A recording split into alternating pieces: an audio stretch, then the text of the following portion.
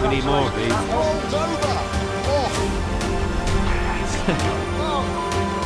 Big off there.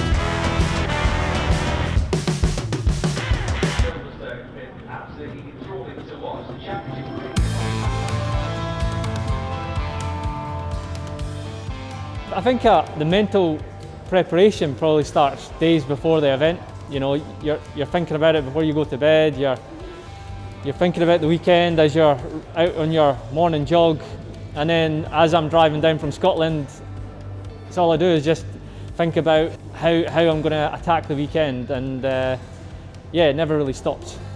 Throughout the weekend, there's a lot of meetings. You know, you always have a meeting before each session, and then after as well.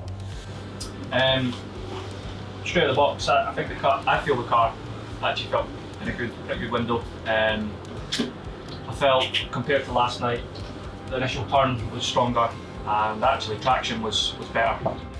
After the weekend, there'll be some paperwork because we've got to fill out a report about the performance of the car and where we feel that it was strong, weak, and how we move forward.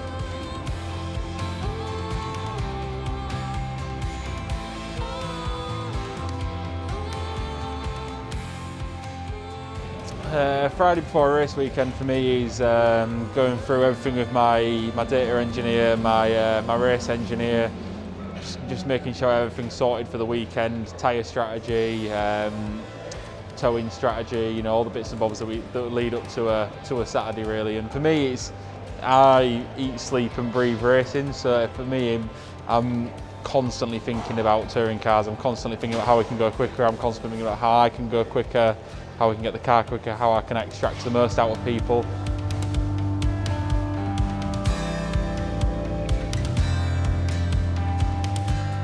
Well, to work well together, you need to have a very good relationship. So it is a family.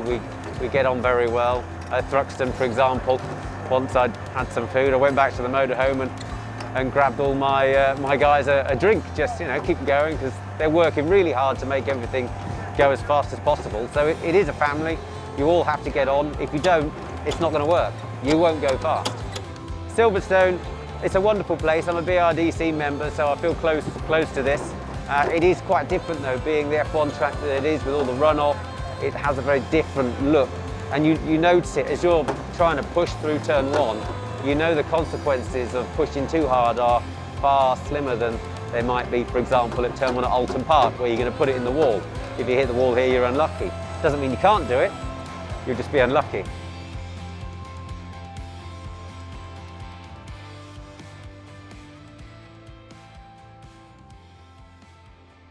So at the moment, we're just putting some pre-setup on for FP1 and FP2, just to make life a lot more quicker and easier when we do it in session.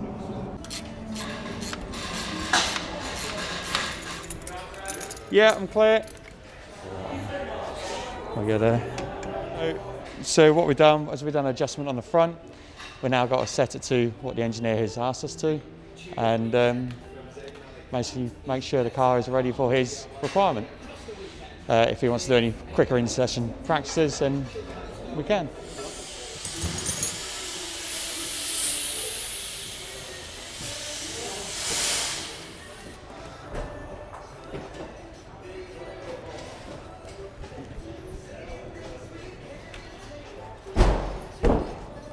You get ride heights, please. I do cambers.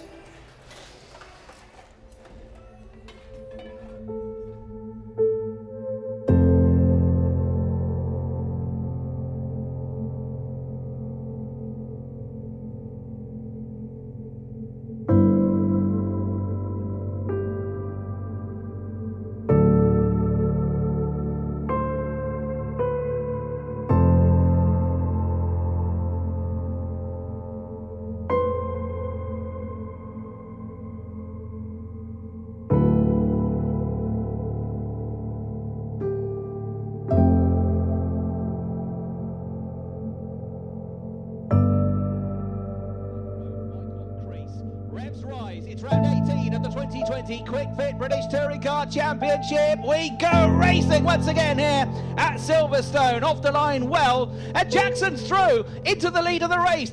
And the back end of the car is in, and Tom Ingram is out as well, I'm afraid, from the back of the field. So yellow flag. Oh, we got a big off for Rory Butcher. He's gone over, he's hit the barrier, and his barrel rolled over twice. Rear wheel's missing. It's landed, thankfully, the right way up. But a safety car undoubtedly deployed now. That's a huge off on the far side of the circuit for Rory Butcher. Oh, goodness me. And thankfully, it landed the right way up, and thankfully, it wasn't collected, I don't think, by any of the cars as it was rolling across the track. Before the crash, I was thinking, wow, this car's feeling really racy. I'm cutting for the pack. How far am I going to get? Could a podium be in sight? As the crash began to happen, it was a little bit of kind of surprise feeling, and then just before the impact, it was, holy, this is going to be big. And then after, there's just a lot of different feelings, because on one side you're happy that you're safe and you've come out of it unscathed, but there's a whole bunch of emotions to do with losing points, you know, seeing your rivals score points, seeing the car in an absolute ball of wreck, and not knowing if you're going to be out for the next event in 2 weeks' time. Getting closer to him, there's going to be a real noise, a real cheer from the pit wall, because Ollie Jackson is a race winner in the Quick Fit British Touring Car Championship. Amazing scenes down here. Paul Jackson, his father, Emma Jackson, his wife, and David Bartram. Barty picked Paul Jackson up. They're still hugging each other. Wonderful, wonderful scenes down here. Amazing, just, yeah, it's been my lifelong dream, and it was one of those where we've been at it for a few years now, and sometimes it didn't feel like it was ever going to happen, but it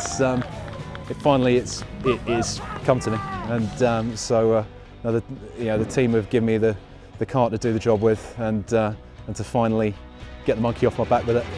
For a first-time winner, and also the independent winner, Ollie Jackson! Gets a lovely cheer from the crowd, makes his way up for the first time, a wink and a fist bump with Ash, and so too with Tom Oliphant. And both of those trophies are yours, Ollie. Pick up the winner's trophy, enjoy the moment, and he holds it up to the crowd.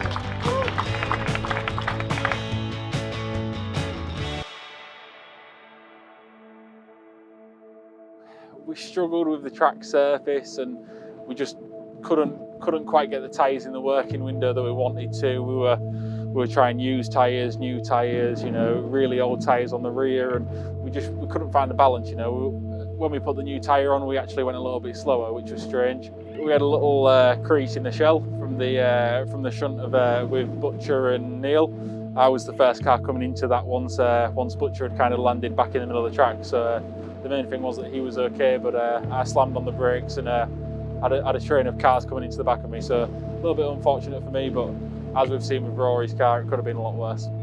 Yeah, race 3 was good. You know, we finished 6th in the end from 10th on the grid. We put in some good overtaking manoeuvres, and I think we maximised what we could out of that race. You know, it's a little bit disappointing because I want to be snatching them trophies like we spoke about earlier, but you know, to come from 10th on a circuit where we really struggled, I think that was a good result for the whole team, and I think we certainly deserved it.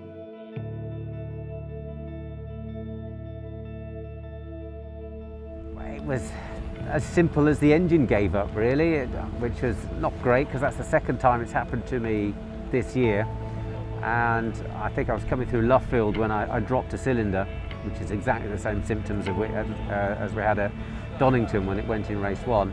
So as soon as I felt that, I just came straight in the pits, so to not unnecessarily damage anything further. And I knew at that point the race was over for me.